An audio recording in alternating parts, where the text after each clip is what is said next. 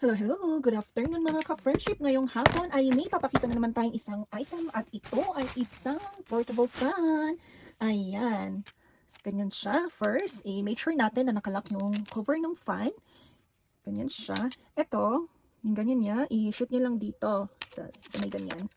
Okay. Ayan.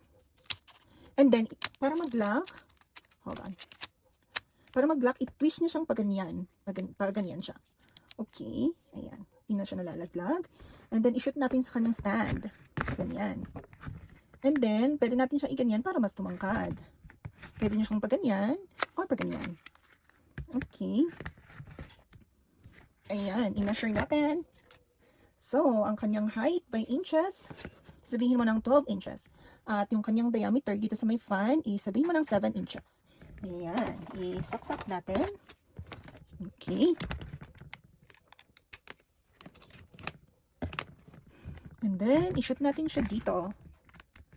Ayan, nag-green light siya nung sinaksak natin.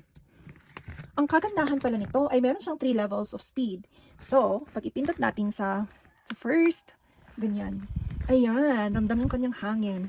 Sarap. Sa second naman, second pindot, mas lumakas yung kanyang hangin yung speed. Yung sa third level naman, ito na ang kanyang pinakamalakas. Syempre mas malakas yung hangin na buga. Okay, ganyan siya. Ang kagandahan din nito, pwede mo siyang dalhin pag nag-level ka. Ayan. Mafa-fan ka talaga, hindi kagaya ng maliit na handheld fan. Hindi lang ikaw mafa-fan, kundi pati yung katabi mo. At pwede mo din siyang i-twist ito actually, ganyan. O, diba? Ayan.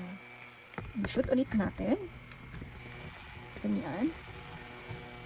At bago ko makalimutan, meron din pala siyang nakasamang dingding sa kanyang box. Ilagay mo, idikit mo lang dito. O, diba? Ang cute. This is a must buy for you, my friendship. O, diba? Ang isa pang maganda dito, meron siyang clip. Ganyan. I-clip na lang siya sa yung table para hindi siya madaling masagi at malaglag. Ayan. Diba? Ang ganda.